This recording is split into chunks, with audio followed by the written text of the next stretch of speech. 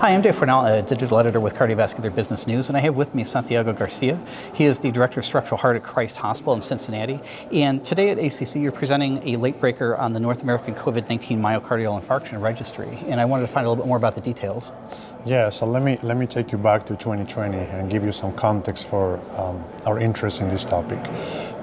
We noticed early on in the pandemic significant changes in STEMI care in the US, and that was our motivation for trying to understand the combination of STEMI and COVID-19 infection. So we designed this registry that we call NACMI, North American COVID-19 registry, with 64 sites in the US and Canada.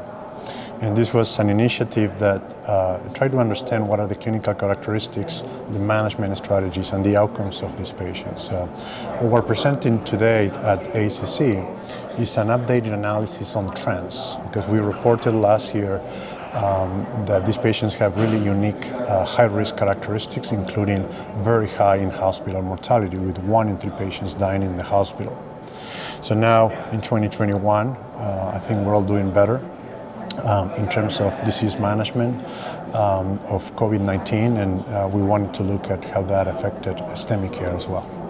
And there's quite a bit of fear early on in the pandemic that there was clotting in these patients, and maybe that was leading to stroke and MIs. And has that turned out to be the case? Yeah, so I think it has been reported that within the first 2 weeks of a diagnosis of COVID-19, there is a significant increase in the risk of both venous and arterial complications, and including myocardial infarction. And what do the update numbers say in terms of care? I mean, obviously we've gotten a lot better at things after 2 years. So we have seen significant changes in the patient profile. So in the first wave, in patients treated in 2020, there was a preponderance of ethnic minorities, more than 50%, which is rare for a North American STEMI registry. In 2021, the face of the STEMI patient is different now. The majority are Caucasians. They are less likely to present with respiratory symptoms, more likely to present with typical ischemic symptoms such as chest pain. They're also less likely to have pulmonary involvement. And the cutoff that we decided 2020-2021 is not an arbitrary one. As you know, in early 2021 is when vaccines were introduced commercially for most adults in North America. So I think that may be the link between these two findings.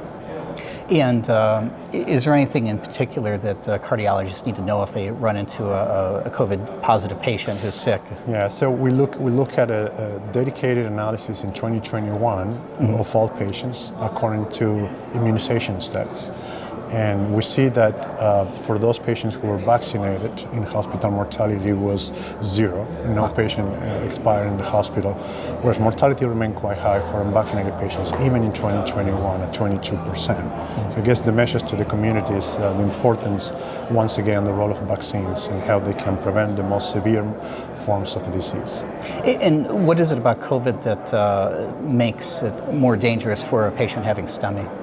I think when you look at the, we call it the NACMI risk score, what are the variables that drive these poor outcomes, more than 50% are actually respiratory variables. So this is unlike any other STEMI population where things like congestive heart failure and renal failure drive outcomes. These patients actually, many of them die from comorbidities related to the lung disease. So predictors are being on a ventilator, being in shock and things like that. So it is a rather unique subset of patients. And so preventing lung disease in the context of STEMI, I think, is quite important.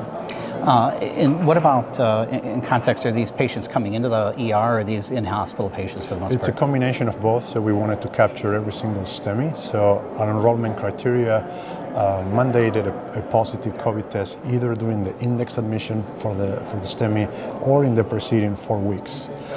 So we have about 8% or so of patients who developed their STEMI while they were in the hospital with COVID-19. Thank you very much for your update. Absolutely, my pleasure.